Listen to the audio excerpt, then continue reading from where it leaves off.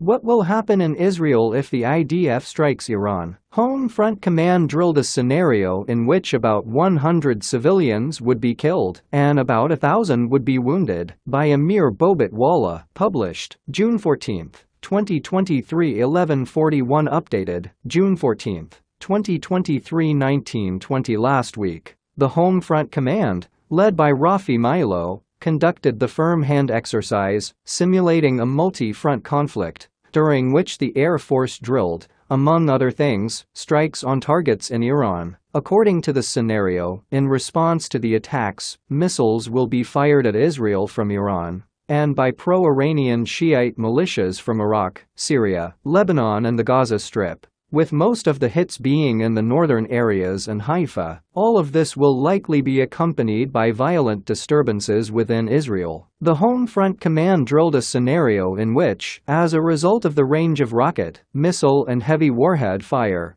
about 100 civilians would be killed on the home front, and about 1,000 would be wounded. In such a scenario, emergency services would be faced with more than 1,000 sites of destruction, including 500 in serious condition, in addition to about 2,000 residents without a response in open areas. The scenario also included damage to the electricity and water infrastructure, IDF bases and population centers. We practiced an extreme scenario, and we are preparing for it with the utmost seriousness, said a security official. The ability to generate fire on the home front, from multiple focal points, on such a large scale, produces a large number of disaster scenes, and a scale of destruction that Israel has not experienced since the establishment of the state. The IDF conducts the firm hand exercise drilling a multi-front conflict scenario. Credit: IDF spokesperson's unit.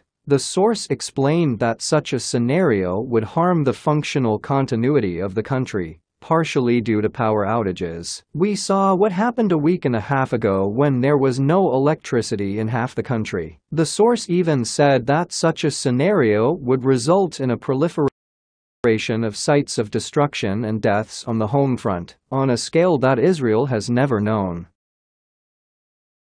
We will face challenges of various kinds, such as personnel not reporting to essential sites, due to the fear of missile fire and destruction, such as hospital workers, pharmacies, drivers, and workers in infrastructure companies, and this will harm the functional continuity of the economy. The defense system explained that a situation was drilled in which the air defense system would be radically challenged. The data on the interceptions themselves and the scope of the threats from the various arenas have been kept secret. However, the data on the scope of the fire from Lebanon, which would include about 3,000 rockets in the first few days, was published. In the firm hand exercise, a new capability called cell broadcast was integrated, which will allow the Home Front Command to send warning messages to citizens against missile and rocket threats, even without the user having downloaded the Home Front Command application. Also, the messages will be sent to the citizen in the language in which the user operates the device. Home Front Command drills evacuating civilians in wartime. WALLA was informed that the Home Front Command